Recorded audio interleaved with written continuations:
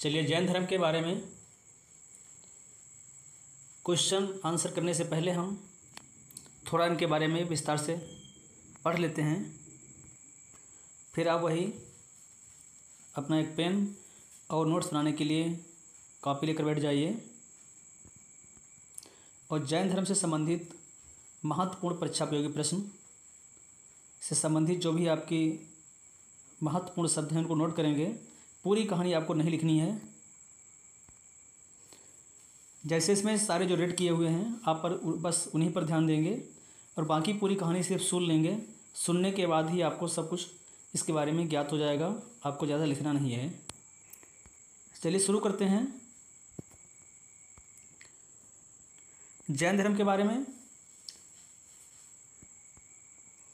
जैन धर्म के संस्थापक और प्रथम तीर्थंकर ऋषभदेव थे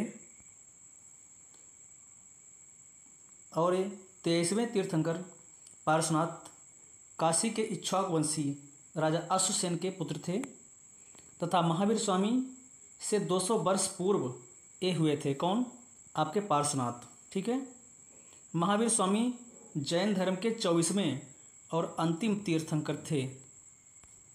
महावीर स्वामी की बात की जाए तो ये 24वें तीर्थंकर थे और अंतिम थे। इनके बाद कोई भी तीर्थंकर नहीं हुए हैं। इसीलिए जैन धर्म के वास्तविक संस्थापक महावीर स्वामी माने जाते हैं। महावीर स्वामी की बात करें तो इनका जन्म वैशाली के समीप कुंड ग्राम, जिसे आज के समय में बस कुंड कहते हैं, जो वज्र संघ का गणतंत्र था, में 540 ईसा पूर्व, कहीं कहीं पर इसको 599 ईसा पूर्व भी दिया हुआ है, में हुआ था। उनके पिता का नाम सिद्धार्थ था और माता का नाम त्रिशला था। यहाँ आप लोग एक बात ध्यान रखेंगे कि बौद्ध धर्म में महात्मा गौतम बुद्ध के बचपन का नाम सिद्धार्थ था और यहाँ इनके जैन धर्म में महावीर स्वामी के पिता का नाम सिद्धार्थ था और उनकी माता का नाम त्रिशला था, जो लिच्छवी राजा चेटक की बहन थी और इनके बचपन का नाम वर्धमान था। महावीर स्वामी जी के बचपन का नाम वर्धमान था। महावीर स्वामी का विवाह यशोदा नामक राजकुमारी से हुआ था। इनकी पुत्री थी जिसका नाम था अनुजा प्रियदर्शनी और उनके दामाद का नाम जमाली था और उनके जमाली थे, इनके यही प्रथम शिष्य हुए थे। जमाली ही इनके प्रथम शिष्य हुए थे और जमाली ने ही सबसे पहले विद्रोह किया था। जमाली ने ही प्रथम विद्रोह किया था महावीर स्वामी के समक्ष। महावीर स्वामी ने क्या किया? आगे 30 वर्ष की अवस्था में गृह त्याग दिया। जब बात करें गौतम बुद्ध की तो उन्होंने 29 वर्ष की अवस्था में गृह त्यागा था, लेकिन महावीर स्वामी ने क्या किया था? 30 वर्ष की अवस्था में अपना घर त्याग दिया था। इन्होंने तपस्या की और अपनी इंद्रियों पर विजय प्राप्त कर ली। इन्होंने क्या किया? 30 वर्ष की अवस्था में गृह त्यागा और तपस्या की और अपनी इंद्रियों पर विजय प्राप्त की। इसी कारण वे महावीर और जिन अर्थात विजेता, जिनका मतलब होता है विजेता, यानी जिन्होंने इंद्रियों पर विजय प्राप्त कर ली हो, तो इनको महावीर और जिन कहा गया। कब कहा गया? तपस्या करने के बाद में। स्वयं ज्ञान प्राप्त करने के बाद दूसरों की भलाई के लिए उन्होंने अपने सिद्धांत का प्रचार प्राकृत भाषा में दिया। इसको ध्यान रखेंगे आप कि किस भाषा का प्रयोग किया था इन्होंने? ये प्राकृत भाषा का प्रयोग किया था।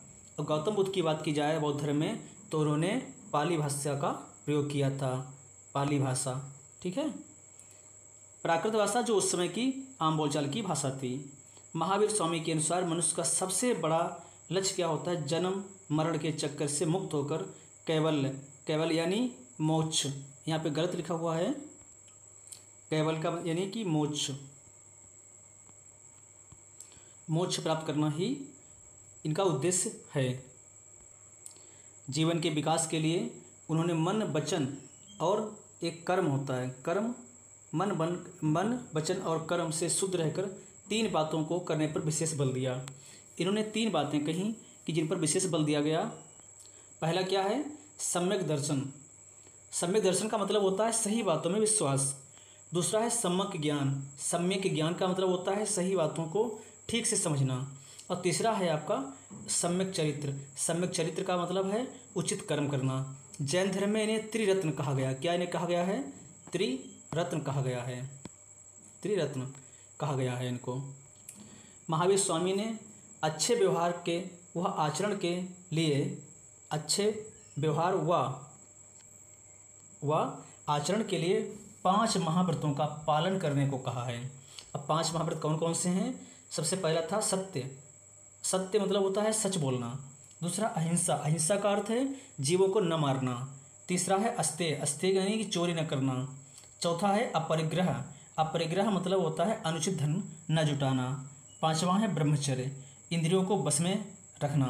ये 5 महाव्रत जैन धर्म में दिए गए हैं। और यहाँ पर क्या था, ये जो शुरू के जो 4 महाव्रत हैं ये पहले से दिए हुए थे, इसमें महावीर स्वामी ने 5वां ब्रह्मचर्य जोड़ा था। आगे है शुरू के 4 व्रत जैन धर्म के 23वें तीर्थंकर पार्श्वनाथ द्वारा दिए गए थे। जिससे बताया आपको पहले, इस शुरू के जो 4 थे वो पार्श्वनाथ द्वारा दिए गए थे, सत्य, अहिंसा, अस्तेय, अपरिग्रह। और आपका जो 5वां था ब्रह्मचर्य, या महावीर स्वामी द्वारा दिया गया था। उसके बाद अंतिम ब्रह्मचर्य महावीर स्वामी ने जोड़ा था। महावीर स्वामी के कैवल्य के लगभग 2 शताब्दियों के बाद उनके जैन अनुयायियों 2 संप्रदायों में बट गए। जो जैन धर्म के लोग थे, जैन अनुयायी थे, वो क्या हुआ, 2 भागों में बट गए। एक आपके हुए श्वेतांबर यानी सफ़ेद कपड़े पहनने वाले, और इनका नेतृत्वकर्ता कौन थे, स्थूलभद्र। इनका जो नेतृत्व किया था वो स्थूलभद्र ने किया था। और दूसरे आपके कौन से हुए, दिगंबर। दिगंबर का अर्थात निर्वस्त्र रहने वाले। और इनके जो नेतृत्वकर्ता थे वो भद्रबाहु थे, भद्रबाहु ने इसका नेतृत्व किया था। दोबारा समझिए कि महावीर स्वामी के कैवल्य के लगभग 2 शताब्दियों के बाद उनके जैन अनुयायी 2 संप्रदायों में बट गए, श्वेतांबर और दिगंबर। श्वेतांबर का अर्थ होता है सफ़ेद कपड़े पहनने वाले, और दिगंबर अर्थात बिना कपड़ों के रहने वाले, जो कपड़ों का त्याग करते हों।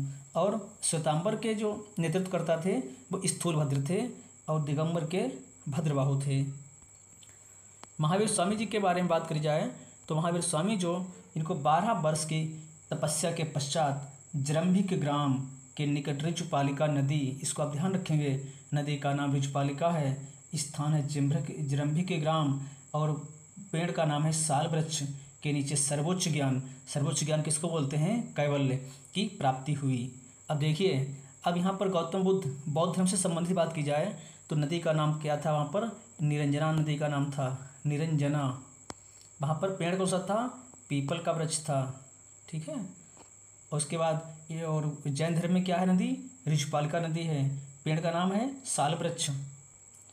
उसके बाद लगभग 72 वर्ष की आयु में 468 ईसा पूर्व, अगर यहाँ पर देखिए हम 540 इनका जन्म मानते हैं, अगर हम 540 ईसा पूर्व मानते हैं, 540, तो इनकी हम मृत्यु मानेंगे 468 ईसा पूर्व।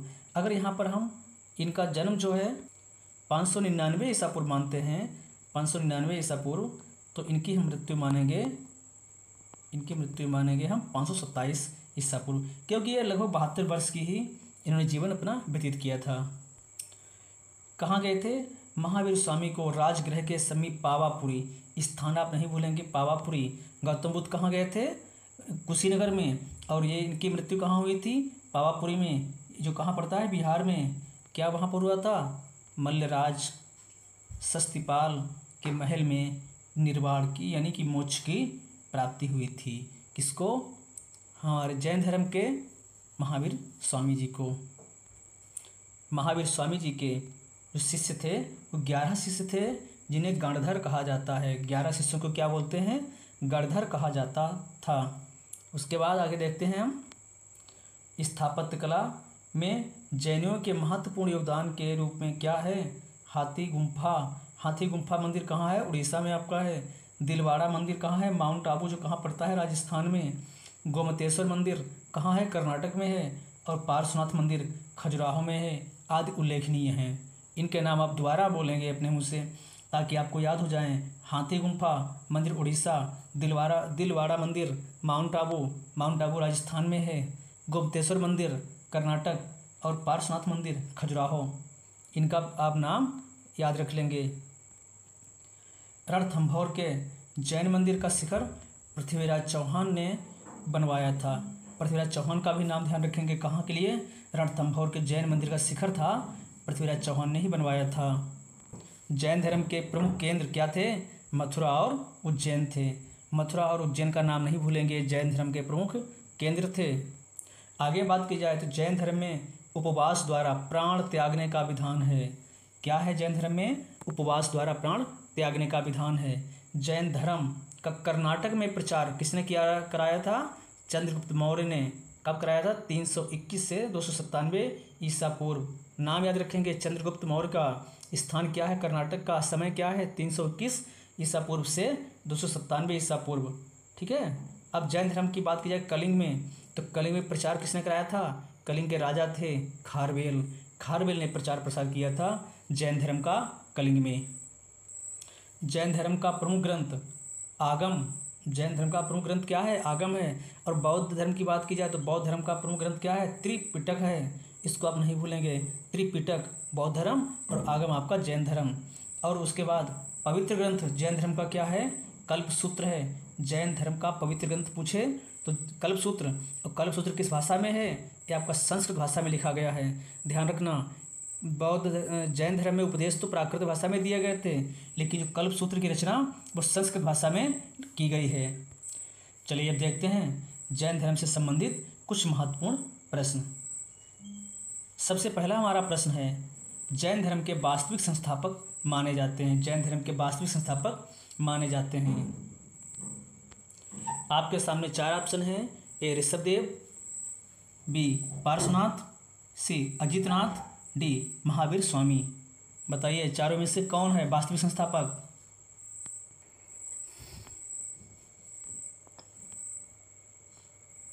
देखिए ऋषभदेव ये संस्थापक हैं जैन धर्म के, ध्यान से सुनना। ये क्या है? संस्थापक हैं। और ये पहले तीर्थंकर भी हैं। ये कैसे हैं? पहले तीर्थंकर हैं। पहले तीर्थंकर हैं। उसके बाद आपके बचे हैं कौन? पार्श्वनाथ। पार्श्वनाथ की अगर बात की जाए, ये आपके 23वें तीर्थंकर हैं। 23वें तीर्थंकर हैं, ठीक है, 23वें तीर्थंकर हैं। उसके बाद कौन आपका है? अजितनाथ। ये आपके कौन है? दूसरे हैं, दूसरे तीर्थंकर हैं। और आपके महावीर स्वामी, ये महावीर स्वामी कौन हैं? ये महावीर स्वामी आपके 24वें तीर्थंकर हैं, 24वें। लेकिन ध्यान रहे कि जैन धर्म के वास्तविक संस्थापक महावीर स्वामी ही माने जाते हैं। आपका आंसर सही होगा ऑप्शन नंबर डी। जैन धर्म के वास्तविक संस्थापक कौन माने जाते हैं? आपके महावीर स्वामी। अगर वास्तविक शब्द न दिया हो, केवल संस्थापक पूछा जाए तो आपके ऋषभदेव हैं, और अगर वास्तविक पूछा जाए तो आपके महावीर स्वामी हैं। देखते हैं अगले प्रश्न पर। अगला प्रश्न है, जैन धर्म में पूर्ण ज्ञान के लिए शब्द क्या है? जैन धर्म में पूर्ण ज्ञान के लिए शब्द है, आपके सामने 4 विकल्प हैं, मोक्ष, ज्ञान, निर्वाण और कैवल्य। बताने का प्रयास करिए।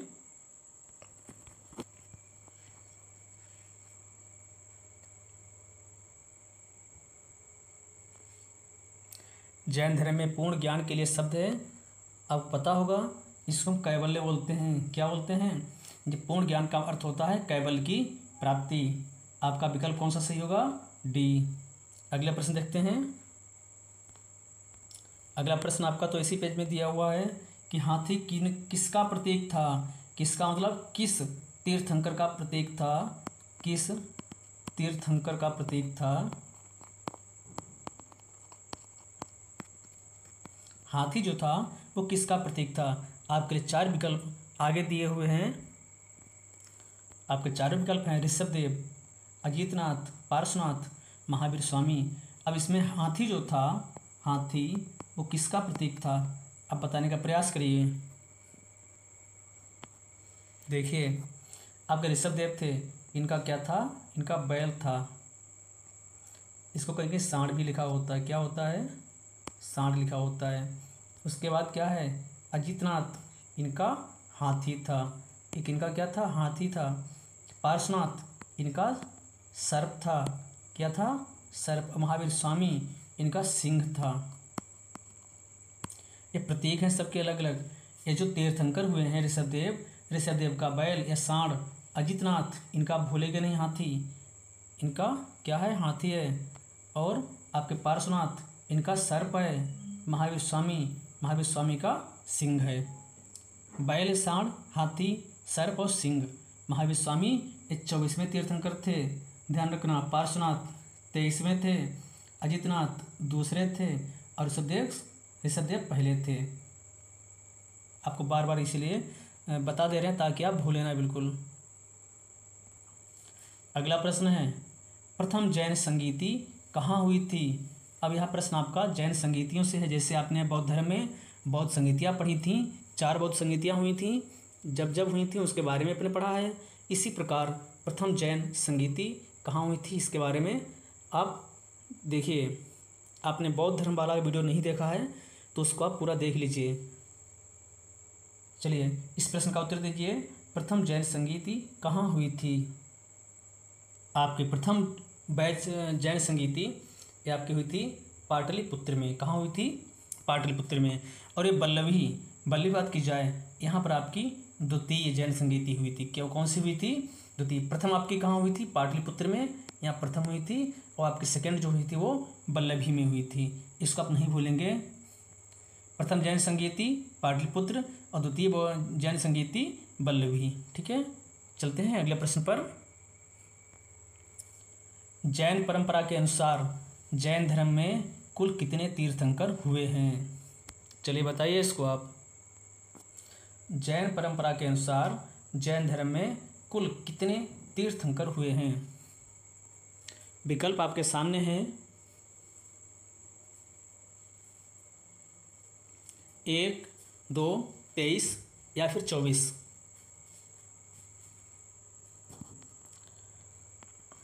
आपको पता है कि आपके महावीर स्वामी जो थे वो 24वें तीर्थंकर थे। कौन से थे? वो 24वें तीर्थंकर थे महावीर स्वामी। 24वें तीर्थंकर कौन थे आपके? ये थे महावीर स्वामी। ठीक है, अब बात की जाए, आपका विकल्प तो सही हो गया कि आपके जो हैं आपके कुल 24 तीर्थंकर हुए हैं। लेकिन बात की जाए पहले की, तो पहले के कौन थे? ऋषभदेव। कौन थे? ऋषभदेव थे पहले के तीर्थंकर आपके, ऋषभदेव। आपके दूसरे कौन थे? अजितनाथ। कौन थे? अजितनाथ। और आपके तीसरे तीर्थंकर कौन थे? 23वें आपके थे पार्श्वनाथ।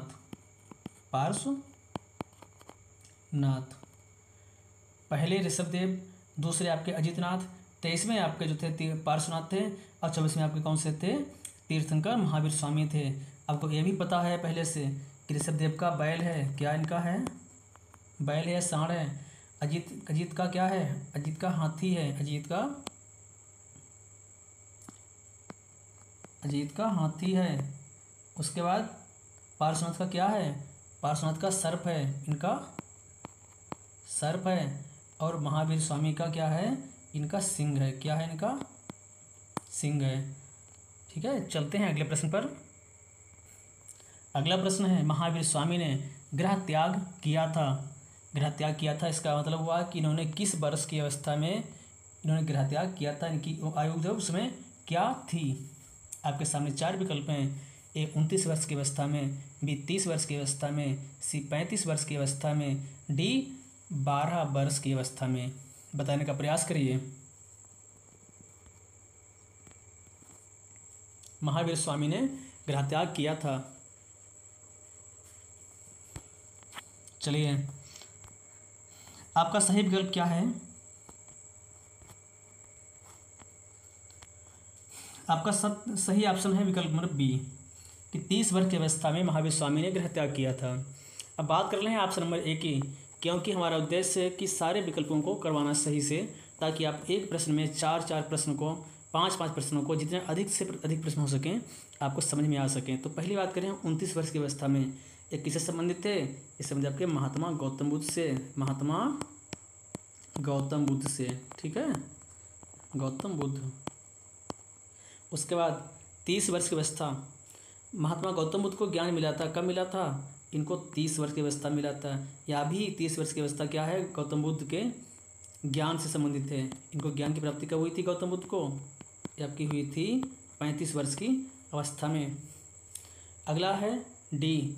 डी में क्या है कि ये महावीर स्वामी से संबंधित है, क्योंकि महावीर स्वामी ने 12 वर्ष की तपस्या की। 12 वर्ष क्या किया? की तपस्या की। क्या हुआ? 30 और प्लस 12 बराबर 42। इन्हें 42 वर्ष की आयु में ज्ञान की प्राप्ति हुई। तो महावीर स्वामी जैन धर्म के 24वें तीर्थंकर थे। इनको वास्तविक संस्थापक माना जाता है। इन्होंने गृह त्याग किया था 30 वर्ष की अवस्था में। 12 वर्ष की तपस्या के बाद इनको 42 वर्ष की आयु में इन्हें ज्ञान की प्राप्ति हुई। ज्ञान को कैवल्य कहा गया है। ठीक, चलते हैं अगले प्रश्न पर। हमारा अगला प्रश्न है, पार्श्वनाथ ने किस महाव्रत का प्रतिपादन नहीं किया है? अब देखिए, अगर आपने वीडियो शुरू से देखा होगा तो सारे प्रश्न आपके सेकंडों में हो जाएंगे। अगर आपने पूरा वीडियो शुरू से नहीं देखा है तो आपको समस्या होती होगी। यहाँ पर 5 महाव्रत दिए हुए हैं। कितने दिए हैं? ये 5 महाव्रत दिए हुए हैं जैन धर्म में। और क्या बताया गया था? इसमें 4 जो थे वो पार्श्वनाथ द्वारा दिए गए थे, और एक जो था वो वर्धमान, जिनका नाम बचपन का था, महावीर स्वामी जी, उन्होंने 5वां महाव्रत दिया है। तो 5वां कौन सा दिया है? आप बताने का प्रयास करिए। क्या अहिंसा दिया था? नहीं। सत्य? नहीं। अस्तेय? नहीं। और अपरिग्रह? नहीं। ये सारे किसने दिए थे? ये सारे आपके दिए थे पार्श्वनाथ ने। पार्श्वनाथ ने। उसके बाद क्या हुआ? ये ब्रह्मचर्य जो है, ये ब्रह्मचर्य, यही आपका किसने दिया था? ये आपका महावीर स्वामी ने दिया था। महावीर स्वामी ने दिया था। प्रश्न में पूछा गया है, पार्श्वनाथ ने किस महाव्रत का प्रतिपादन नहीं किया? तो आपका सही विकल्प होगा विकल्प नंबर ए। चलते हैं अगले प्रश्न पर। अगला प्रश्न हमारा इसी में नीचे दिया हुआ है, कुछ आगे पीछे हो गया है। जैन धर्म के धार्मिक ग्रंथ किस भाषा में लिखे गए? जैन धर्म के धार्मिक ग्रंथ किस भाषा में लिखे गए हैं? आप प्रश्न को दोबारा समझ लीजिए। जैन धर्म के धार्मिक ग्रंथ किस भाषा में लिखे गए हैं? विकल्प आपके अगले पृष्ठ पर हैं। आगे आइए विकल्प देखते हैं। आपका पहला विकल्प है प्राकृत भाषा में, आपका दूसरा है पाली भाषा में, आपका तीसरा है अर्धमागधी भाषा में, आपका चौथा है संस्कृत में। आप विकल्प देने के अनुसार उत्तर देने का प्रयास करिए।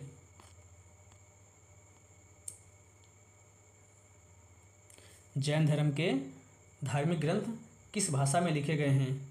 बताने का प्रयास करिए। आपका सही विकल्प होगा अर्धमागधी, न कि प्राकृत।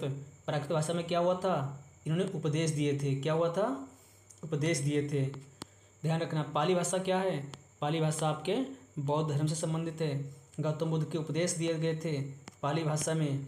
ठीक है, ये आपके उपदेश किसने दिए थे? बुद्ध ने दिए थे। और ये उपदेश किसने दिए थे आपके? ये जैन धर्म में दिए गए थे।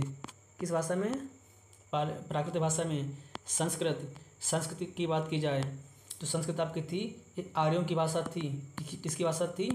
आर्यों की। इसका समय क्या रहा? वैदिक काल में। ध्यान रखना, वैदिक काल, इसको वैदिक सभ्यता का समय भी माना जाता है। तो संस्कृत भाषा वैदिक काल में थी, आर्यों की भाषा थी। अर्धमागधी में क्या था? जैन धर्म के जो ग्रंथ लिखे गए थे। पाली भाषा गौतम बुद्ध से संबंधित है, बौद्ध धर्म में है। प्राकृत भाषा में महावीर स्वामी के उपदेश दिए गए थे जैन धर्म में, जैन धर्म के। देखते हैं अगले प्रश्न पर। अगला प्रश्न हमारा इसी पेज में दिया हुआ है। महावीर स्वामी के बचपन का नाम था, यानी कि महावीर स्वामी जी के बचपन का नाम क्या था? बताना है आपको। आपके सामने 3 ऑप्शन दिए हुए हैं, सिद्धार्थ, जमाली और वर्धमान। चौथा भी आपका है, चौथा आपका अगले पृष्ठ पर है, इसको भी देख ले रहे हैं। चौथा आपका राहुल दिया हुआ है। चलिए सारे यहीं पर लिख दे रहे हैं, दोबारा प्रयास करिए। ए आपका है सिद्धार्थ, बी आपका है जमाली, सी आपका है वर्धमान, चलिए बताइए, महावीर स्वामी के बचपन का नाम क्या था? सिद्धार्थ था, राहुल था, जमाली था, वर्धमान था? आपका सही उत्तर होगा वर्धमान। महावीर स्वामी जी के बचपन का नाम वर्धमान था। ये जमाली कौन था? जमाली महावीर स्वामी जी का दामाद था। क्या था ये आपका? ये महावीर स्वामी जी का दामाद था। सिद्धार्थ की बात की जाए तो सिद्धार्थ महावीर स्वामी जी के कौन थे? पिता थे। और ध्यान रखना, गौतम बुद्ध के बचपन का नाम भी सिद्धार्थ था। किसके? बुद्ध के बचपन का नाम क्या था? सिद्धार्थ था। और ये इनके पिता थे। राहुल कौन था? राहुल ये बौद्ध धर्म से संबंधित है। राहुल जो था महात्मा गौतम बुद्ध का पुत्र था। चलिए आगे देखते हैं। अगला प्रश्न है, महावीर स्वामी का जन्म कहाँ हुआ था?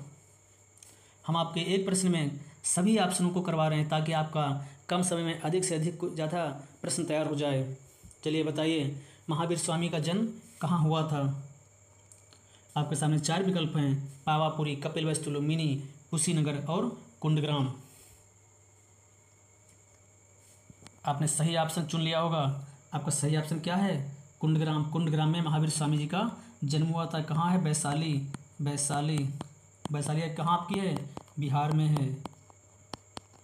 उसके बाद चलिए हम बाकी बात कर लें। कुशीनगर में क्या हुआ था? महात्मा गौतम बुद्ध की मृत्यु हुई थी। किसकी? महात्मा गौतम बुद्ध की। उसके बाद क्या बात करी जाए? किसकी? कपिलवस्तु में क्या हुआ था? जन्म हुआ था। किसका? बुद्ध का। महात्मा गौतम बुद्ध का जन्म हुआ था। कहाँ? कपिलवस्तु में।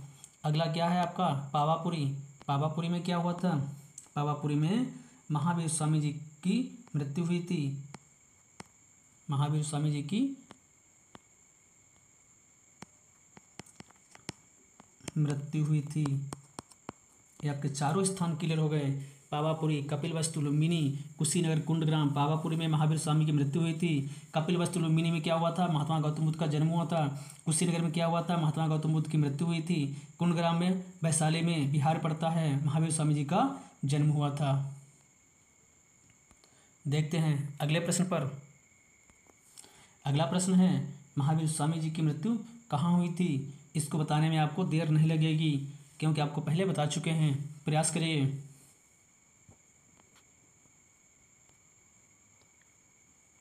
आपने अगर पूरा वीडियो शुरू से देखा होगा, आपने कॉपी में नोट्स बनाए होंगे मेन पॉइंट्स के, तो आपको कोई समस्या नहीं होगी। आपको केवल स्थान लिखना था, आपको मेन नाम लिखने थे, बाकी पूरी कहानी आपको नहीं लिखनी थी। ठीक है, चलिए प्रश्न का उत्तर दीजिए। महावीर स्वामी जी की मृत्यु कहाँ हुई थी? आपने सही उत्तर दिया होगा पावापुरी। क्या था? पावापुरी। हम बाकी की बात कर ले रहे हैं जो कि पहले भी कर चुके हैं। सारनाथ किससे संबंधित है? ये आपके गौतम बुद्ध जी से संबंधित है। इन्होंने क्या किया था? सबसे प्रथम उपदेश यहीं पर दिया था। प्रथम उपदेश कहाँ दिया था? सारनाथ में दिया था। श्रावस्ती की बात करें, श्रावस्ती में क्या हुआ था? सबसे अधिक उपदेश गौतम बुद्ध ने दिए थे। सबसे अधिक उपदेश गौतम बुद्ध ने दिए थे। और ध्यान रखना एक चीज़, आपको फिर बता दें, आपने अगर हमारी बौद्ध धर्म की वीडियो नहीं देखी है तो उसको पूरा देखिए। आगे बात करें सी ऑप्शन की। सी ऑप्शन क्या आपका है? कुंडग्राम में क्या हुआ है? ये कुंडग्राम आपका कहाँ पड़ता है? वैशाली। कुंडग्राम में क्या आपका हुआ था? महावीर स्वामी जी का जन्म हुआ था। महावीर स्वामी का जन्म स्थल है। कहाँ है? वैशाली, कुंडग्राम में है। कुंडग्राम कहाँ है? वैशाली के पास, बिहार में। आपके सारे चारों ऑप्शन क्लियर हो गए। स्थान नहीं भूलेंगे। सारनाथ, गौतम बुद्ध का प्रथम उपदेश। श्रावस्ती, आपका सबसे अधिक उपदेश किसने दिए थे? गौतम बुद्ध ने। कुंडग्राम, महावीर स्वामी जी की जन्मस्थली। और पावापुरी, जहाँ पर उनकी मृत्यु हुई थी। किसकी? महावीर स्वामी जी की। चलते हैं अगले प्रश्न पर। अगला प्रश्न है, जैन धर्म का पवित्र ग्रंथ कल्पसूत्र किस भाषा का है? किस भाषा में है? जैन धर्म का पवित्र ग्रंथ कल्पसूत्र किस भाषा में है? ऑप्शन देख करके उत्तर देने का प्रयास करिए। फिर बता दे रहे हैं, आपने अगर शुरू से देखा होगा आपको समस्या नहीं आई होगी। आप उत्तर देने के लिए उत्सुक हैं, आप सही उत्तर दे रहे हैं। क्या आपका सही उत्तर है? पाली भाषा, प्राकृत, संस्कृत, अवधी?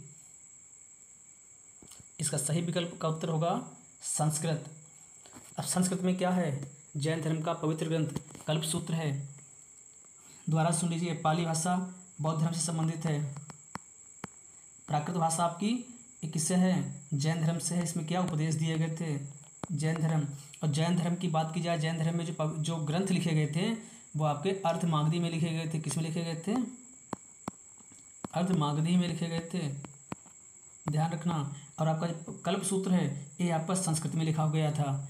कल्पसूत्र संस्कृत में। अवधि की बात करी जाए तो अवधि का जैन धर्म से कोई लेना देना नहीं है, लेकिन हाँ अवधि में एक चीज़ हमारी लिखी गई है जिसका नाम है रामचरितमानस। रामचरितमानस किसने लिखी है? ये लिखी है तुलसीदास जी ने, तुलसीदास। और यहाँ पर बात और आ गई, आपको और एक चीज़ बता दें, तुलसीदास रामचरितमानस भाषा कौन सी थी? अवधि में। कौन है? तुलसीदास। उसके बाद बात करें किसकी हम? रामायण की। रामायण कौन किस में लिखी गई है? संस्कृत में। किसने लिखी है? वाल्मीकि ने। यहाँ पर और आपके क्या है? कंबन हुए हैं। इन्होंने रामायण किस में लिखी है? आपकी लिखी है तमिल में लिखी है, तमिल में। और आपका एक और नाम है जिसको बोलते हैं कृतवास। क्या है? कृतवास ने रामायण लिखी है। किस में लिखी है? आपकी बांग्ला में लिखी है, बांग्ला में लिखी है, ठीक है। और यहाँ पर एक चीज़ आपको याद दिला दें, और हमारे थे एक अब्दुल कादिर। कौन थे? अब्दुल कादिर। इनको बदायूनी बोलता जाता है, बदायूनी। इन्होंने रामायण लिखी है। किस में लिखी है? ये आपकी लिखी है फारसी में लिखी है। फारसी में इन्होंने इसका अनुवाद किया है। ये आपका जैन धर्म बस यहीं तक था। आपको वीडियो अगर अच्छा लगा हो तो इसको लाइक कर दीजिए और अन्य लोगों के साथ शेयर ज़रूर कर दीजिए ताकि बाकी लोग भी इसको देख सकें। और आपने अगर चैनल को सब्सक्राइब नहीं किया है तो आप सब्सक्राइब कर दीजिए और बेल आइकन को प्रेस कर दीजिए ताकि जो भी वीडियो बने आपको उसका नोटिफिकेशन मिलता रहे। धन्यवाद।